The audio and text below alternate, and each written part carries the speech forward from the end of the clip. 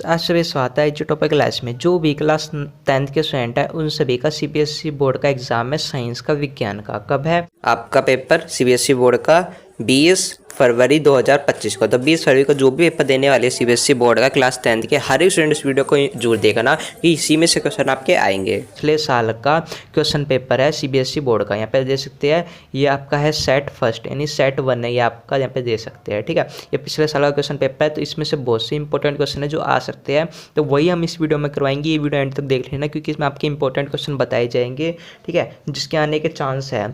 तो एंड तक देख लेना, ज़्यादा लंबी वीडियो होगी नहीं, तो बस चैनल को सब्सक्राइब करके बेल आइकन प्रेस कर देना। आपको ऐसे ही वीडियो मिलती रहेगी, सब्सक्राइब करके बेल आइकन प्रेस करना ताकि जैसे ही हम आपके पास कोई भी वीडियो अपलोड करें तो आपके पास नोटिफिकेशन पहुंच जाए, इसलिए बेल आइकन कॉल पे क्लिक कर देना। ठीक है, कोई डाउट हो कमेंट में जरूर लिखना और वीडियो को शेयर जरूर कर देना। सबसे इंपॉर्टेंट अपने फ्रेंड्स के पास शेयर जरूर करना क्योंकि ये पिछले साल का पेपर जो सीबीएसई में जो क्वेश्चन आते हैं ना वो हर बार रिपीट होते हैं कुछ ना कुछ क्वेश्चन। ठीक है, तो इसमें से भी आ सकते हैं। ठीक है, तो शेयर जरूर कर दो और वीडियो को लाइक करना ताकि हमारा मोटिवेशन बढ़े। ठीक है, आपको अच्छी लगी तब भी लाइक करके जाना और एंड तक देखना। तो ये वीडियो शुरू करते हैं। जैसे कि आप देखोगे आपका क्वेश्चन पेपर है जो हमने आपको बता दिया, ये याद रखना। आप में इंस्ट्रक्शंस है, इसमें कुछ वो इंस्ट्रक्शंस क्या है, जो आपका पूरा पेपर होगा ना उसमें आपके टोटल 31 पेज होंगे। ये आपके जो ये पेज देखना वो ये पहला पेज है, ऐसा पे 31 पेज होंगे टोटल। ठीक है, आगे पीछे के मिला के। और इस पूरे पेपर में आपके 39 क्वेश्चन होंगे। जो अभी आप पेपर देखा होगे 2024 को, अभी 39 क्वेश्चन ही होंगे। ठीक है, और यहाँ पे जो आपका पेपर है वो 15 मिनट पहले आपको दे दिया जाएगा पढ़ने के लिए, तो उसमें आप देख सकते हो कि कौन कौन से क्वेश्चन आसान है ताकि वो पहले कर लो। ठीक है, ये सब आपको बोला गया है। ठीक है, और इसमें बोला गया है कोई उत्तर, यहाँ पे लिखा गया है कि प्रश्न पत्र को पढ़े और इसमें अवधि के दौरान उत्तर पुस्तिका पर कोई उत्तर नहीं लिखा। इसमें बोला गया है कि जब आपको 15 मिनट दी जाएगी ना तो आपको आंसर शीट में अभी आंसर नहीं लिखना, जैसे टाइम हो जाए स्टार्ट लिखने का तब जाकर लिखना। बाकी आप वैसे देख सकते हो। ठीक है, कौन कौन से आसान है यहाँ पे आप देख सकते हैं। एकदम ऑफिशियल पिछले साल का क्वेश्चन पेपर है ये 2023 का, तो 2024 में भी इनमें से वो आ सकते हैं बहुत से क्वेश्चन। यहाँ पे देखते हैं साइंस का। अब चलते हैं इनके क्वेश्चनों पर। यहाँ पे देख सकते हैं आप इंस्ट्रक्शन से, ये हमने आपको पहले ही बता दिया है, तो एक बार फिर बता दूँ। 39 आपके क्वेश्चन होंगे पूरे पेपर में, 5 खंड में डिवाइड होगा। जैसे आप यहाँ पे देख सकते हैं कै ख गह गह और यहाँ पे देख सकते हैं ऐड है। इसमें हमने आपको ये सारे बता दिए कि जो कै खंड होगा वो 1 से 20 होगा, एक एक मार्क्स के। ठीक है, एमसीक्यू वाले। खंड ख होगा ये 21 से 26 होंगे, 2 मार्क्स के। ठीक है, 30 से 50 शब्द होगी इसकी लिमिट। उसके बाद खंड गया होगा 27 से 30, 3 मार्क्स के होंगे। नहीं, जो 27 से 30 तक क्वेश्चन है ना वो 3 मार्क्स के होंगे और 50 से 80 शब्द में इनको लिखना है। ठीक है, और खंड गया होगा ये 34 से 36 होंगे और जो इनकी लिमिट है वर्ड्स की वो 80 से 120 के बीच में है। ठीक है, यहाँ पे आप देख सकते हो। उसके बाद खंड अड़ा है ये आपका 37 से 39 होगा, स्रोत आधारित यानी पैसेज टाइप होगा, 4 नंबर का होगा। ठीक है, ये हमने आपको बता दिया, एक बार फिर बता दिया। ठीक है, इस प्रकार से। ठीक है, और यहाँ पे आप देख सकते हैं, अब क्वेश्चन चलते हैं स्टार्ट। ठीक है, तो यहाँ पे आप देख सकते हैं पहला क्वेश्चन, ये वाला मोस्ट इंपॉर्टेंट क्वेश्चन आपका पूछा जा सकता है। ठीक है, इसलिए अब यहाँ पे आप देख सकते हैं दी गई, देख सकते हैं प्रायोगिक व्यवस्था में प्रेक्षण करने पर यह पाया कि अभिक्रिया में उत्पन्न गैस को विलयन एक्स में प्रवाहित करने पर विलयन एक्स से पहले दूधिया हो जाता है और फिर रंगीन। यानी इसमें बोला गया है एक परीक्षण किया गया जिसमें हमने अभिक्रिया करवाई गैस को विलयन एक्स के साथ, यानी हमें एक्स का पता लगाना है। ठीक है, और जो एक्स था वो दूधिया हो गया, उसके बाद रंगीन हो गया। ठीक है, तो इसमें भी बता क्या लगाना है। यहाँ पे देखते हैं नीचे दिए गए विकल्पों में से उपरोक्त प्रेक्षण की पुष्टि करे और इस प्रकार है। ठीक है, यहाँ पे एक्स है वो कैल्शियम हाइड्रोक्साइड का जलीय विलयन है तथा, यानी हमें इसमें बताना है कि जो अभिक्रिया करवाई ये अभिक्रिया पूरी क्या है, ये हमें बतानी है। अब नीचे इस प्रकार से ऑप्शन दिए हुए हैं। अब इसमें से इसकी अभिक्रिया कौन सी है वो हम बताते हैं। तो इसमें से जो ये अभिक्रिया आपको दिखाई गई है ना, ये आपकी अभिक्रिया है बी वाली। कैल्शियम कार्बोनेट बनने के कारण यह विलयन दूधिया हो जाता है और कार्बन डाई के आधिक्य को प्रभावित करने पर यह रंगीन कैल्शियम हाइड्रोजन कार्बोनेट बन जाता है जो जल से घुलनशील है। ठीक है, यानी बी करेक्ट आंसर हो जाएगा इस प्रकार से। ठीक है, ये हो जाएगा आंसर, इस प्रकार से आप लिख सकते हो। ठीक है, बी ये इंपॉर्टेंट है। आप उसके बाद अगला देख सकते हो, उसके बाद अगला आपका ये भी इंपॉर्टेंट है, ये हर बार आपका आता है, हर बार पूछा जाता है मोस्ट इंपॉर्टेंट क्वेश्चन, इसको लगा लो इंपॉर्टेंट क्वेश्चन। ठीक है, अब इसमें क्या बोला गया, आपको नीचे एक प्रायोगिक व्यवस्था दी गई है जिसमें भूरे धुएं से यहाँ पे देखते हो उत्सर्जन का कारण, यहाँ पे देखते प्रकार से एक अभिक्रिया दी गई है, इसको बताने की अभिक्रिया कौन सी है आपकी। ठीक है, तो यहाँ पे आप देख सकते हैं इस प्रकार से आपको दिए गए हैं। तो इसमें जो ये अभिक्रिया आपको दिखाई जा रही है याली अभिक्रिया, तो याली अभिक्रिया आपको पता है कौन सी है। तो याली अभिक्रिया आपकी ए लेंस नाइट्रेट का ऊष्मीय वियोजन, यानी ऊष्मीय वियोजन है ना, ये आपकी करेक्ट आंसर ए हो जाएगा। लेंस नाइट्रेट का ऊष्मीय वियोजन है जिनमें नाइट्रोजन हाइड्रोक्साइड का भूरा धुआं उत्पन्न होता है, यानी जो धुआं होता है वो भूरा भूरा सा होता है। ठीक है, ये होगा करेक्ट आंसर लेड नाइट्रेट का। ठीक है, ए। उसके बाद यहाँ पे देख सकते हैं तीसरा में आपको इस प्रकार से एक अभिक्रिया दी गई है, रासायनिक समीकरण। आपको बताना है कि जो आप ऊपर रासायनिक समीकरण दिया गया है इसको संतुलित करने के लिए एक्स वाई और जेड के मान होने चाहिए, यानी जिसमें आपको बताना है कि आपको एक अभिक्रिया दी गई है ऊपर, यहाँ पे देखते हैं यहाँ पे एक्स लिखा हुआ है, यहाँ पे वाई लिखा हुआ है, जेड लिखा हुआ है, तो हमें इसके मान बताने कि क्या मान होना चाहिए जिससे ये पूरी अभिक्रिया कंप्लीट हो जाए। यहाँ पे इस प्रकार से आपको दिया गया है, तो इसमें जो आपका मान होगा ना वो आपका हो जाएगा 4 2 1, यहाँ पे 2 आ जाएगा 2HCl, और यहाँ पे देखते हैं यहाँ पे क्या आएगा, तो यहाँ पे आप बचेगा 2HO2, उसके बाद यहाँ पे जेड है तो यहाँ पे जाएगा 1Cl2। ठीक है, इस प्रकार से हो जाएगा सी करेक्ट आंसर। ठीक है, उसके बाद यहाँ पे देख सकते हैं इस प्रकार से नींबू वाला, ये आपका इंपॉर्टेंट है, मोस्ट इंपॉर्टेंट। अब यहाँ पे नीचे एक तालिका दी गई है, इसमें आपको 4 विभिन्न विलयनों के पीएच और उनकी प्रकृति के बारे में सूचना दी गई है। इस सारणी को कौन सा विकल्प सही है, यानी आपको नीचे एक अभिक्रिया दी गई है। ठीक है, यानी आपको एक सारणी दी हुई है, सिंपल से नीचे एक सारणी दी गई है, आपको इसमें से बताना है कि कौन सी सारणी है, इसमें से कौन सा ऐसा विलयन है जिसका पीएच का रंग सही है और सक्रियता मान, यानी विलयन की प्रकृति, यानी इसमें आपको ये बताना है कि इनमें से ए बी सी डी में से कौन सा ऐसा है जिसका विलयन आपको बताना है इसमें इनमें से ऐसा कौन सा विलयन है जिसका पीएच और प्रकृति सही है, आपको ये बताना है। यहाँ पे देखते हैं इसमें जो करेक्ट आंसर होगा ना 14 में वो हो जाएगा बी। जो यहाँ पे देखते हैं मिल्क ऑफ मैग्नीशिया, देखते हैं मैग्नीशिया, इसका जो पीएच रंग है ना वो नीला ही होगा और इसकी प्रकृति होगी सारी, यानी बी करेक्ट आंसर हो जाएगा। ठीक है, इस प्रकार से आपको सिंपल सा बताना है। आपके इस प्रकार से बहुत से क्वेश्चन पूछे जाएंगे। देखते किस धातु एक्स का उपयोग देखता है थर्मिट प्रक्रमण में किया जाता है, यानी इसमें बताना है जो एक्स धातु है उसका उपयोग थर्मिट प्रक्रमण में किया जाता है। जब एक्स को वायु में जलाया जाता है तो इससे कोई अभ्यधर्मी ऑक्साइड वायु प्राप्त होती है, तो एक्स और वाई क्रमश है, यानी इसमें हमें क्या बताना है, इसमें हमने एक अभिक्रिया का एक्स धातु का प्रयोग किया, तो हम इसमें एक्स धातु का मान बताने कि एक्स धातु क्या है और जो हमने वाई प्राप्त हुआ ना वाई का, यानी हमें सिंपल सा है 5वें क्वेश्चन में हमें एक्स और वाई बतानी है कि ये क्या चीज़ है, कौन सी धातु है। ठीक है, तो इसमें जो करेक्ट आंसर होगा ना 5वें का वो हो जाएगा आपका बी। जो हमारा एक्स है वो Al है और जो हमारा वाई मिला हमें जो प्राप्त हो वो है Al2O3। ठीक है, इस प्रकार से यानी इस तरीके के क्वेश्चन आपके बहुत पूछे जाएंगे, जिससे आप देख सकते हो पिछली बार पूछे गए थे, इस बार भी। ठीक है, इस प्रकार से आपको बताना है। उसके बाद यहाँ पे देख सकते हैं अगला क्वेश्चन। ठीक है, उसके बाद यहाँ पे देख सकते हैं निम्न में से धोने का सोडा चुनिए, यानी आपको ये सबसे इंपॉर्टेंट और मोस्ट इंपॉर्टेंट क्वेश्चन है। यहाँ पे देख सकते हैं धोने का सोडा चुनिए, आपको बतानी इनमें से कौन सा धोने का सोडा है, यानी हम धोते हैं ना धोने का सोडा, इनमें से कौन सा है। तो यहाँ पे आप देख सकते हैं इसमें जो करेक्ट होगा तो वो हो जाएगा आपका सी Na2CO3, ये हो जाएगा सी करेक्ट आंसर, ये आपका धोने का सोडा। ठीक है, सी करेक्ट आंसर हो जाएगा इसका।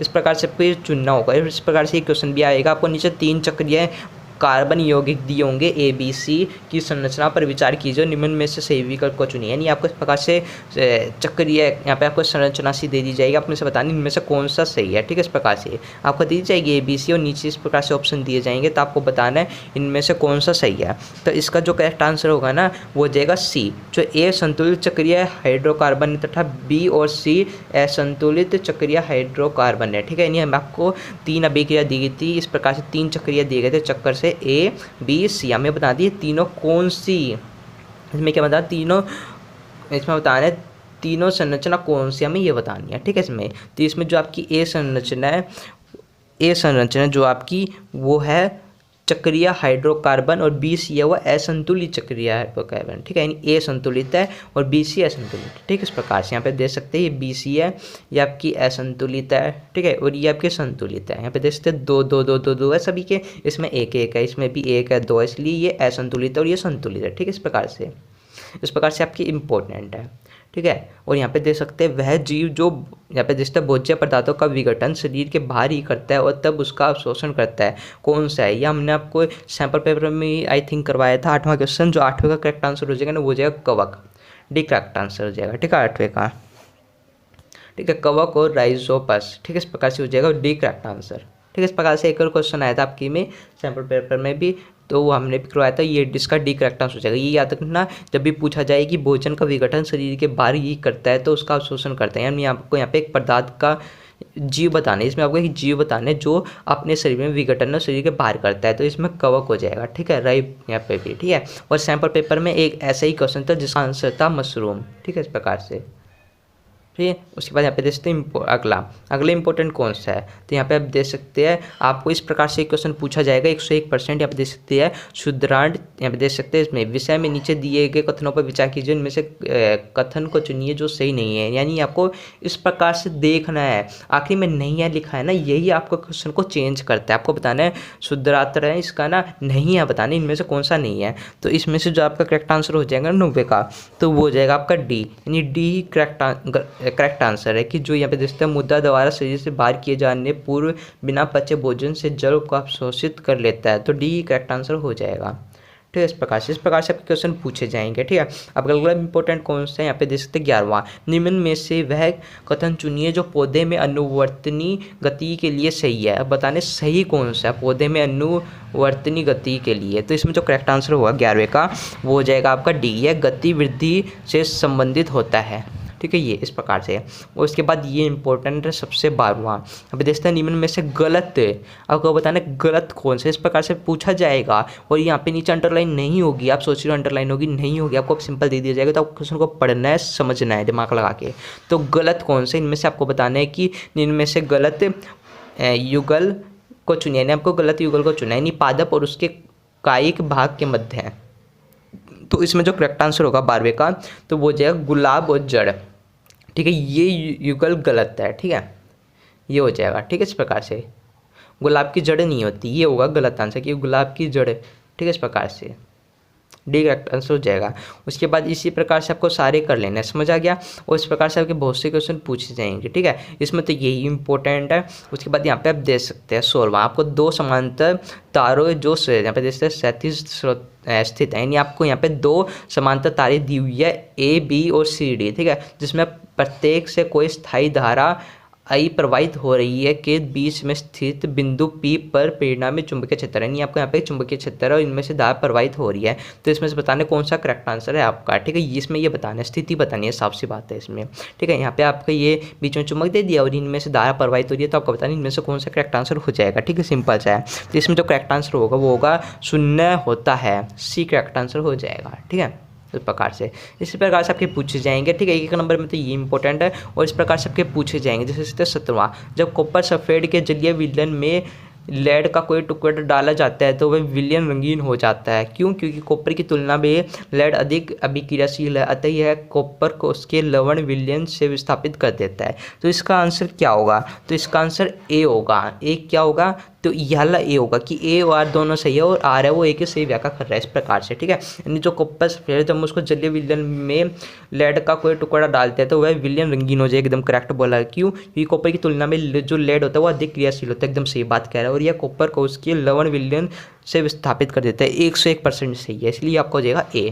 ठीक है, इसी प्रकार से आपके पूछे जाएंगे। समझ आ गया? उसके बाद यहाँ पे देख सकते हैं 2-2 नंबर के में कौन से इंपॉर्टेंट है यहाँ पे दे सकते हैं। ठीक है, 2-2 नंबर में इंपॉर्टेंट कौन से है तो यहाँ पे आप देख सकते हैं 21वां इंपॉर्टेंट है। यहाँ पे देख सकते हैं ये आला बेकिंग सोडा और बेकिंग पाउडर में रासायनिक संगठनों में अंतर लिखिए। ये आपका आ सकता है, इंपॉर्टेंट है। तो यहाँ पे देख सकते हैं दूसरा बेकिंग सोडा और बेकिंग पाउडर के रासायनिक संगठनों में यहाँ पे अंतर लिखना है। तो अब इसका देखते हैं अंतर क्या होगा 21वें का दूसरा।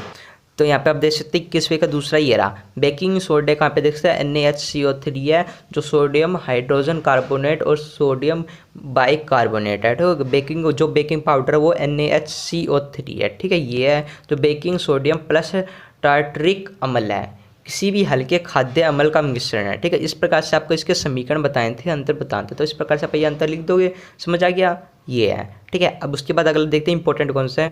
उसके बाद आपका ये इंपॉर्टेंट है अथवे वाला। इसमें आपको 21वें में ये ऑप्शन मिलता है, या तो ऊपर वाला कीजिए नीचे वाला कीजिए, केवल आपको एक करना है। ठीक है, या तो आप ए वाला कीजिए या फिर बी वाला, दोनों में से एक करना है, या ऊपर वाला कीजिए नीचे वाला। ठीक है, ऐसा नहीं है आपको ऊपर का भी आता है नीचे का भी आता है, या ऊपर के में से एक आता है नीचे में से एक आता है, ऐसे कर दोगे नहीं।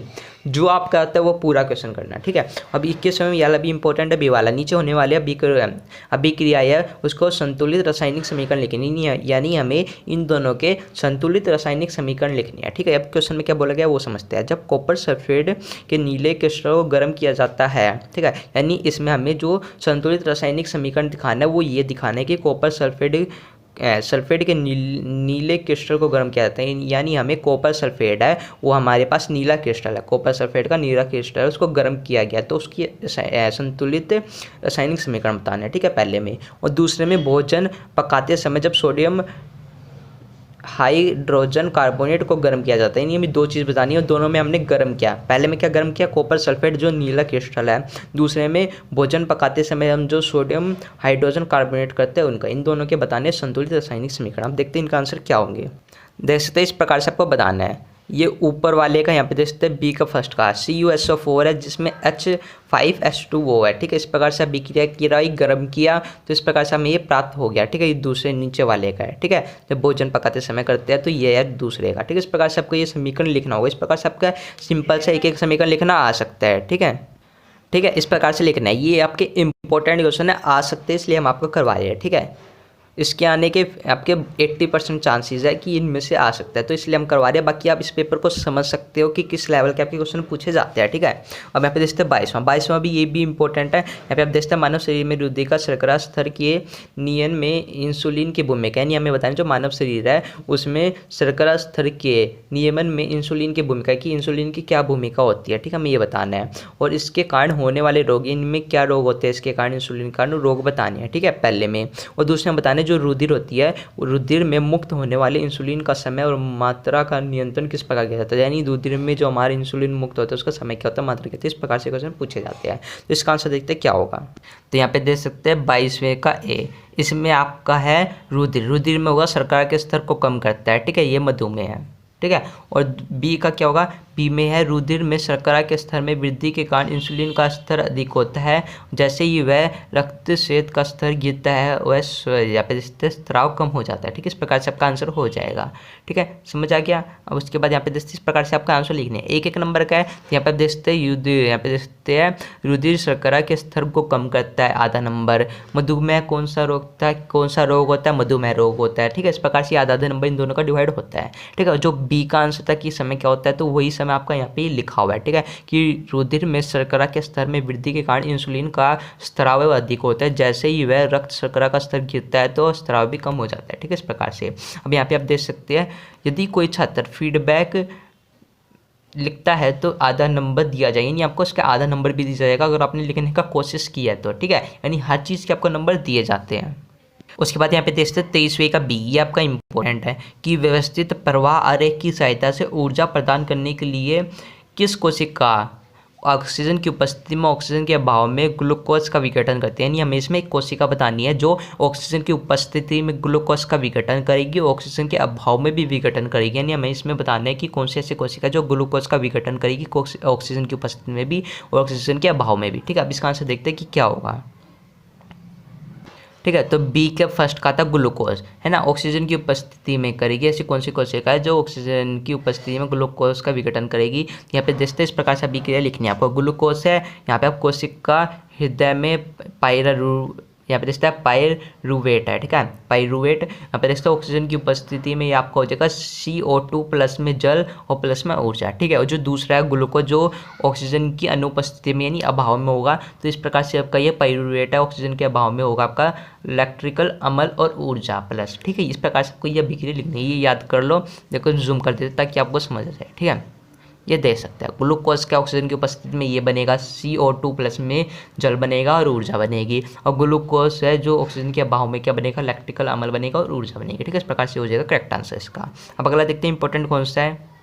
उसके बाद 24वां पे देखते हैं मानव श्वसन तंत्र के उस भाग के नाम लिखिए जिसमें विकार्गो पाया जाता है और इसकी संरचना, यानी ये आपका मोस्ट इंपॉर्टेंट क्वेश्चन है। ये आपका आ सकता है संरचना वाला, 2 नंबर में भी आ सकता है, 3 वाला भी आ सकता है। यहाँ पे देखते हैं मानव श्वसन तंत्र, इसका आपको चित्र बनाना होगा, तो अब इसका चित्र कैसे होगा वो हम दिखाते हैं। तो यहाँ पे आप देख सकते हैं इस प्रकार से आपको चित्र बनाना होगा, ठीक है। ये आपका पूरा चित्र है, इस प्रकार से आपको चित्र बनाना पड़ेगा, इंपॉर्टेंट है, ठीक है। आपको ऐसे ही आपको बना के देख लेना, जितने भी आपके बुक में चित्र है इंपॉर्टेंट है तो उनको बना कर देखना, और उनमें से एक भी आ सकता है, ठीक है। ये आपका इंपॉर्टेंट है, ये आपका आ सकता है, ठीक है। अब इसके आपको आपको कार्य थे क्या थे वो हम यहाँ पे देखते हैं। विकक, इसकी संरचना में लिखने थे, संरचना में लिखेंगे कि कोशिका गुच्छ एक बहुत पतली भित्ति वाली रुधिर कोशिकाओं का एक गुच्छ होता है, यानी जो इसमें गुच्छ होता है वो पतली भित्ति वाली कोशिका होती है, यानी कोशिकाओं का गुच्छा होता है। ठीक है, इस प्रकार से जो एक नालिक के कप के आकार का होता है, यानी जो नलिका के कप का आकार होता है, कप का आकार दिया होता है ना, उस प्रकार का होता है जो सिरे के अंदर होता है। ठीक है, इस प्रकार से, और जो नली वाले भाग में फैला होता है। ठीक है, इस प्रकार से आपको चित्र बनाना पड़ेगा, ये आपका इंपॉर्टेंट है। और यहाँ पे आप देख सकते हैं नीचे क्या लिखा है नोट में, यदि छात्र चित्र के माध्यम से उत्तर देता है तो उसके अंक दिए जाए। यानी आपको इसमें क्या बोला गया है कि आपको अगर चित्र बनाया है, आपने सुन लो फिर से, अगर आपने चित्र बनाया है और इसके हिसाब से आपने आंसर लिखा है ना बना, तो भी आपको पूरे नंबर देगा। इसमें आप यहाँ पे देखते हैं इंपॉर्टेंट इंस्ट्रक्शन, ये आपकी ऑफिशियल आंसर की पिछले बार की। यहाँ पे देखते हैं यदि स्टूडेंट ने यानी छात्र ने चित्र के माध्यम से उत्तर दिया है तो उसको अंक दिए जाएंगे। यहाँ पे देखते हैं इसमें साफ साफ लिखा हुआ है, अगर आपने चित्र बना के आंसर दिया तो आपको दिए जाएंगे। इसलिए हम कहते हैं कोई क्वेश्चन छोड़ के मत आओ, सारा बना के आओ, सब कुछ लिख के आओ। ठीक है, तो इसमें आपके कार्य क्या होते हैं, तो इसका कार्य होता है रक्त में नाइट्रेट विरज पदार्थों का निष्यंत्रण करता है। ठीक है, यहाँ पे देखते हैं यहाँ पे निश्चित से उपयोग पदार्थों का पूर्ण शोषण करता है। ठीक है, इस प्रकार से आपके ये पॉइंट्स है, आपको केवल इसका बनाना है और इसमें चित्र के बारे में बताते हैं 2-3 लाइन। ठीक है, इस प्रकार से आपका हो जाएगा। ठीक है, करेक्ट आंसर। अब अगला देते हैं इंपॉर्टेंट कौन सा है। ठीक है, इसलिए हम कहते हैं चित्र आए तो चित्र बना के आओ, क्योंकि कभी चित्र के 1 नंबर देगा और आपने उसके हिसाब से बना लिखा तो 1 नंबर देगा, नहीं कोई नंबर आपका नहीं काटेगा। ठीक है, इस प्रकार से। अब अगला इंपॉर्टेंट दिखता है कौन सा है, यहाँ पे आप देख सकते हैं। उसके बाद आपके यहाँ पे तो इस प्रकार से तो आएंगे। उसके बाद 26वां इंपॉर्टेंट है, किसी आहार श्रृंखला में हानिकार, यहाँ पे देखते हैं हानिकर रसायन किस प्रकार प्रत्येक पोषक स्तर पर उत्प्रेरक संग्रहित होते हैं, यानी ये आपका इंपॉर्टेंट है आहार श्रृंखला का। अब इसका आंसर आप कैसे लिखोगे वो हम देखते हैं 26वें का। ठीक है, 2 नंबर का है। यहाँ पे देखते हैं 26वें का आंसर क्या है। 26वें का आंसर है कि यहाँ पे फसलों पर छिड़कते हुए रासायनिक मृदा में घुल जाते हैं और मृदा से इन्हें पानी और खनिज के साथ साथ पौधे द्वारा अवशोषित किया जाता है, और इसके बाद जो पौधे को पशु द्वारा खाया जाता है। ये आपको एक श्रृंखला बतानी है आहार श्रृंखला के बारे में। ठीक है, इसमें क्या होता है, जो पहले फसलों पर आपका रसायन छिड़का जाता है और छिड़कने के बाद उन रसायन है उससे खनिज होता है पौधे, उसका अवशोषण किया जाता है। ठीक है, उसके बाद जो पौधे होते हैं उन्हें पशु खा लेते हैं। ठीक है, उसके बाद जो पशु होते हैं उसको एक श्रृंखला में आपको बताते हुए लिखना है। ठीक है, इस प्रकार से इसमें